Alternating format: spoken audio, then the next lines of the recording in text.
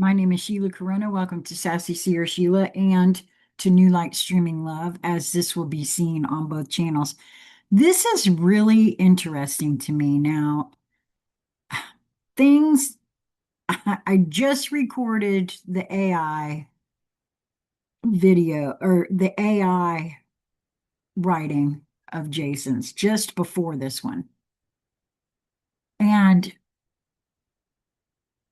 while I was preparing to get started on this one, which, by the way, is The New Cage, The Civilization of Invisible Confinement by Jason Gray, I was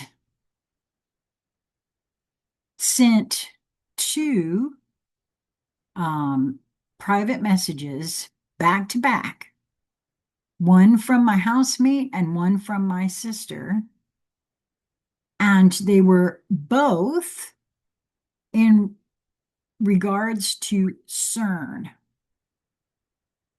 Different dates, different posts from different people, but both of them felt to send me this post that CERN is being turned off.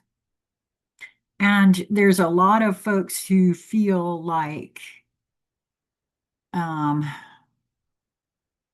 that has had something to do with the artificial confinement that we've been under. Now, I don't know about that. I'm not even sure what I feel about that, but I cannot unsee that here I am sitting at my desk preparing to record Jason because, as I have shared before, I record what my own intuition tells me to record when I record it. I don't read Jason's work ahead of time, so I'm not sure what this is going to say, but I cannot unsee the artwork that is attached to this writing, what it depicts, and the title, The Civilization of Invisible Confinement.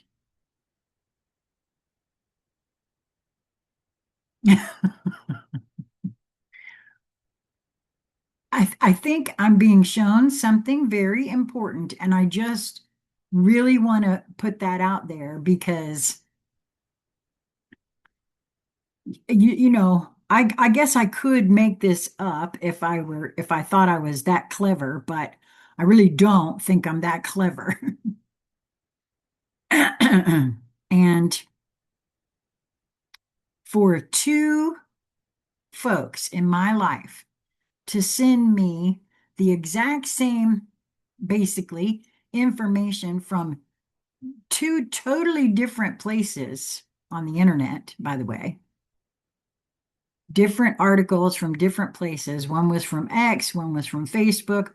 The X thing was by someone who goes by the moniker of Archangel Gabriel, which is another thing that makes you go, because of my own inner guidance that I carry that energy.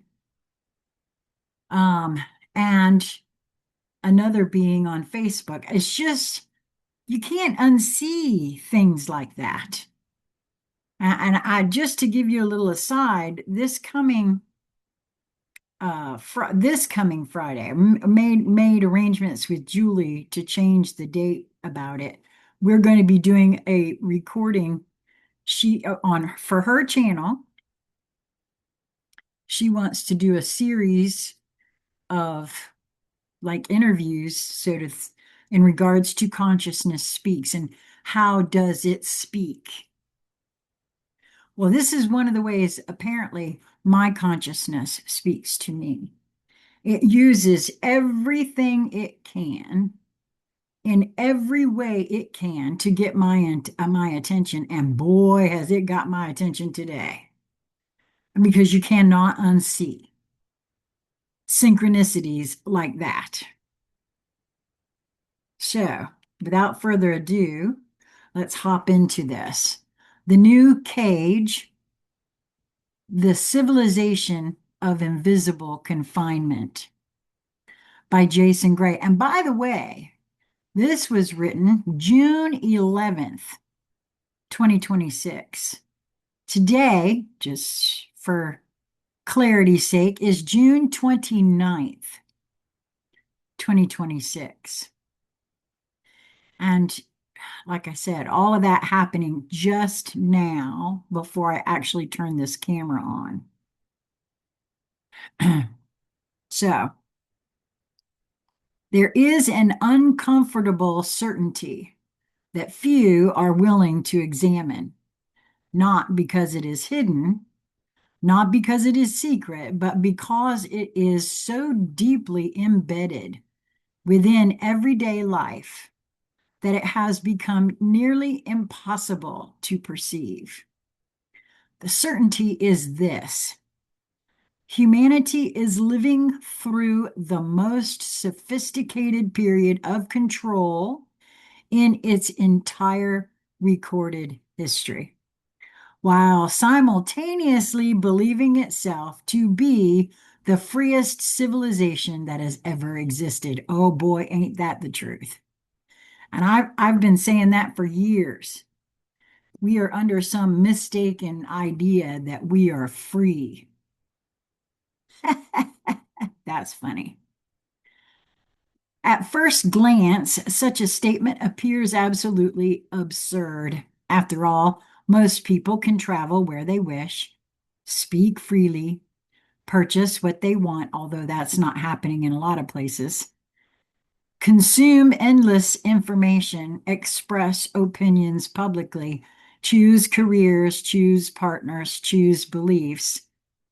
Compared to the rigid structures of the past, modern civilization appears remarkably liberated, and yet appearances have always been the preferred camouflage of powerful systems. The question is not whether people possess choices. The question is whether they understand the architecture that shapes those choices before they are ever made. And I know at least one being will understand what I'm about to say because I've heard him say it many, many times. How can I think I'm free when I don't know what all choices may or may not be available to me? That's an honest question.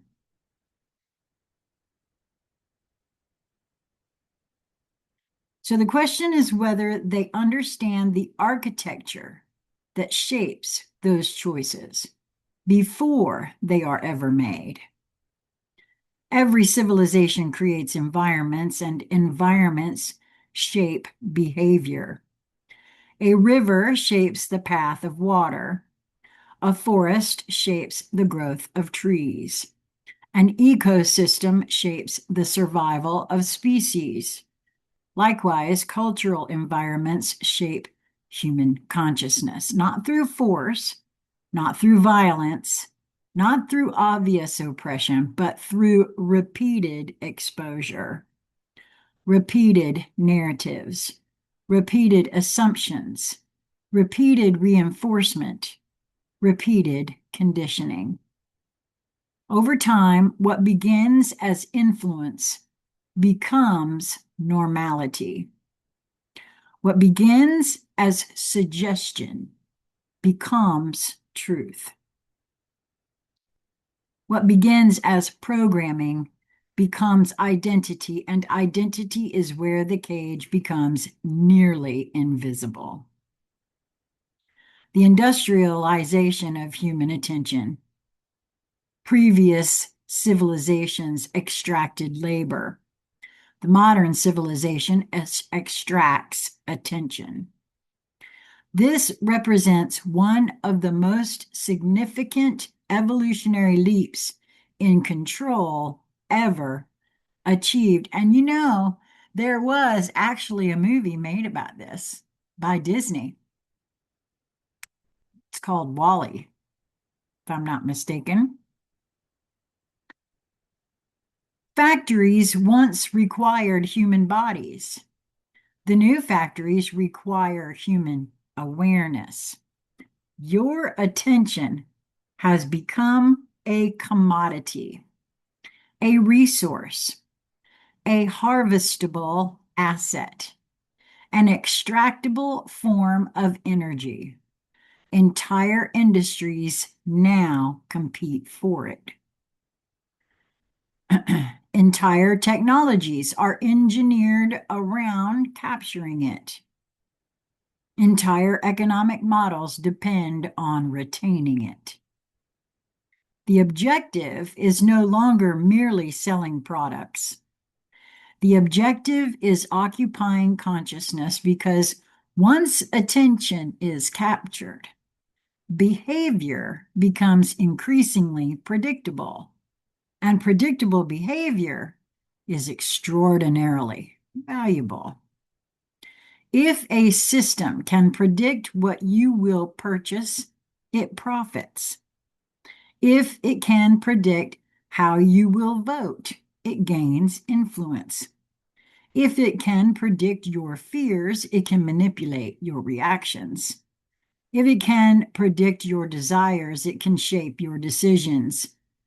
The modern economy increasingly revolves around this principle, not ownership of land, not ownership of resources, ownership of attention.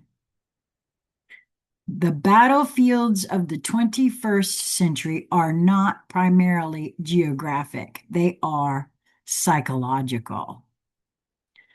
The territory being contested is not physical space, it is awareness itself, the engineering of identity. The most remarkable feature of the new cage is that it rarely tells people who they are. Instead, it encourages people to construct identities from pre-existing templates. Consumer identities, political identities, cultural identities, tribal identities, ideological identities, digital identities. The individual believes that they are expressing uniqueness while often selecting from a menu designed by systems they never examine. The process begins early.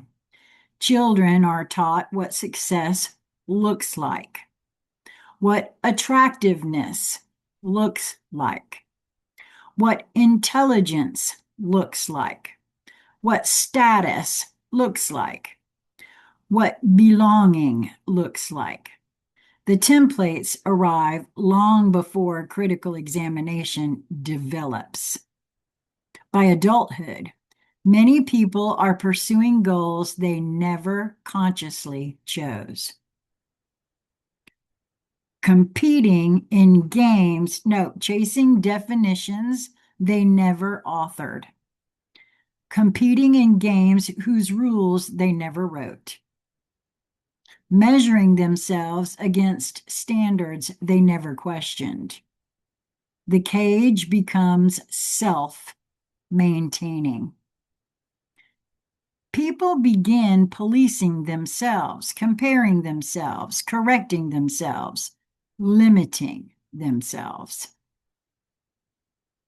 The external guard is no longer required because an internal guard has been installed. And okay, yeah, see, I'm flashed a dream I had a couple of years ago about how the cage doors were unlocked, but no one realized it.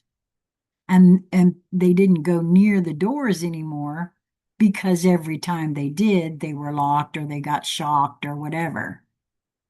Wow, that's very interesting. So I'm going to read that again. The external guard is no longer required because an internal guard has been installed, and the internal guard is often far more effective. The religion of distraction. Ancient civilizations built temples.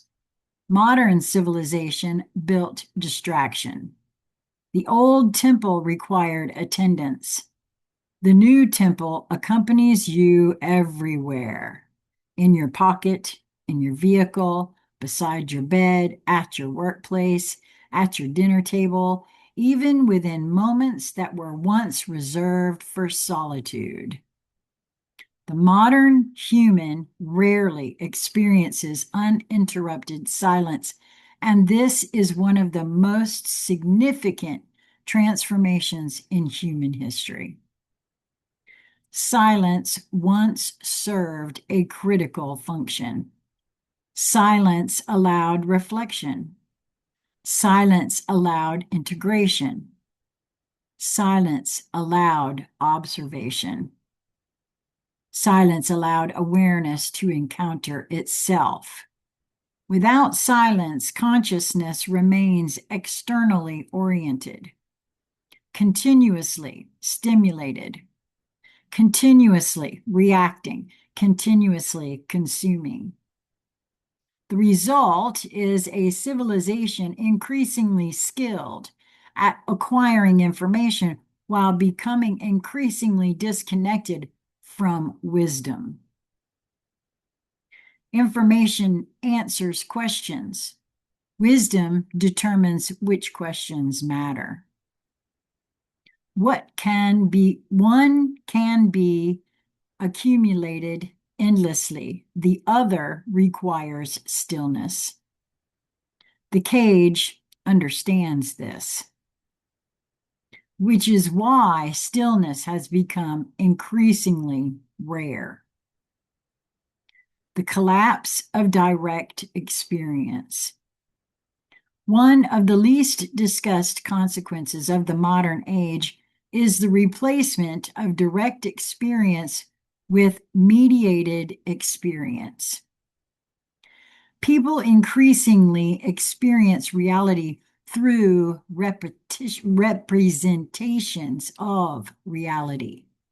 Screens, feeds, commentary, analysis, algorithms, metrics, opinions about events, opinions about opinions.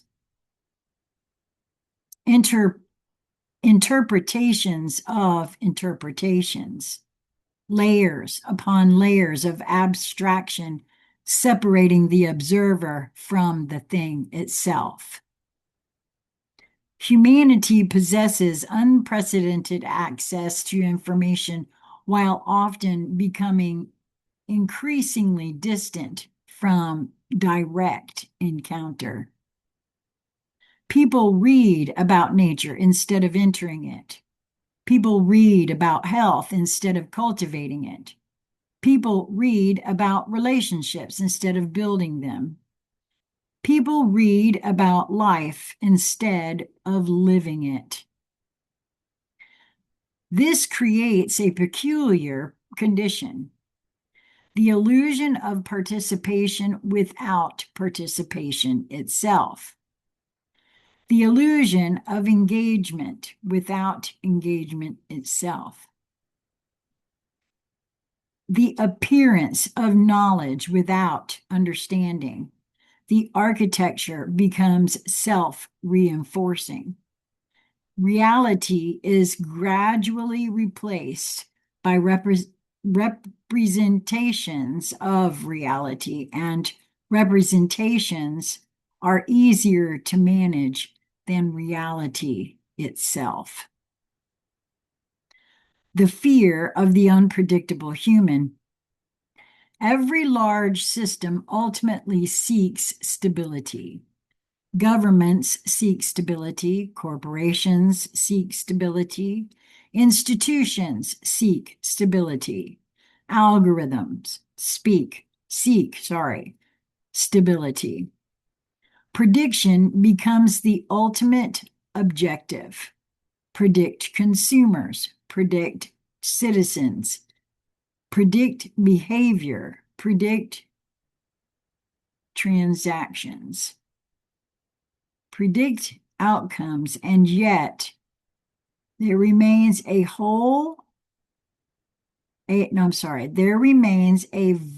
variable that resists complete prediction: human consciousness. Not the conditioned mind, not the programmed identity, not the reactive personality, but awareness itself, the observing faculty, the part capable of stepping aside, stepping outside conditioning and examining it, the part capable of rejecting inherent assumption, the part capable of altering trajectories,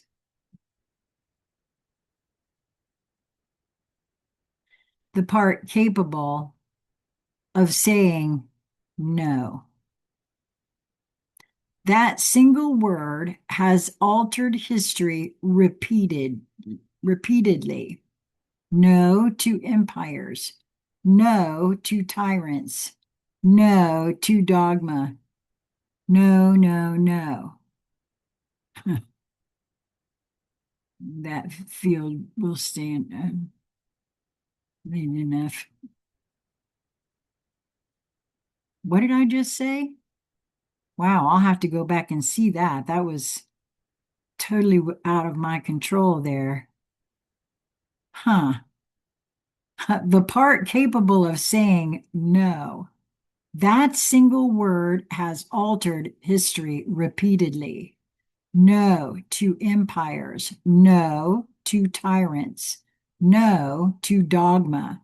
No to inherited limitations. No to fear.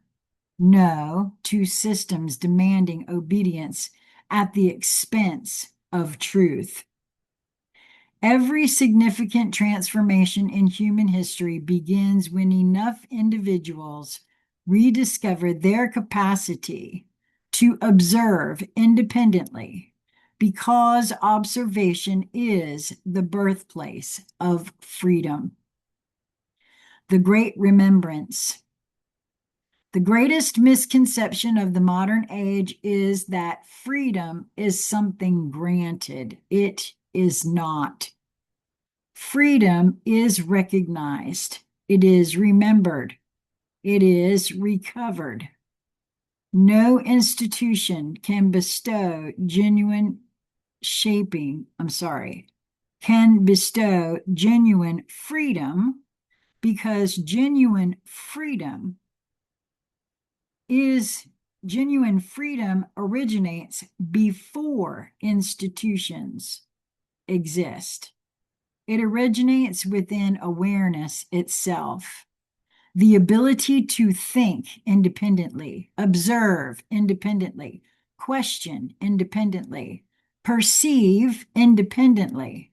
The ability to encounter reality directly, without intermediaries, without permission, without fear. The future will ultimately belong not to those who possess the greatest technologies, the largest economies, or the most sophisticated systems. It will belong to those who remain capable of maintaining clarity within an environment designed to fragment it. Those who preserve attention get an age of distraction. Those who preserve attention in an age of distraction. Those who preserve awareness in an age of programming. Those who preserve humanity in an age increasingly defined by systems. The final weakness of every cage remains unchanged. No matter how sophisticated its design, no matter how invisible its walls, no matter how comprehensive its reach, the cage depends upon unconscious participation. That's true. If you're conscious, then you see the cage. The moment enough people become conscious of it, the architecture fails. And throughout history, every structure upon unconsciousness built upon unconsciousness has eventually met the same fate. Not destruction, recognition, and recognition has always been the beginning of liberation. Jason Gray. Well, that's true because that is what happened from my perspective in regards to the U.S. What happened here was that these beings that formed the colonies recognized that they were building something here and they wanted the freedom to shape it. And that's what they decided they wanted. So, yeah, recognition. So you got to see it. You got to know it before you can do anything about it. And I kind of think I've often wondered, because I've asked that question, why is it that I could see things that it seemed like others could not?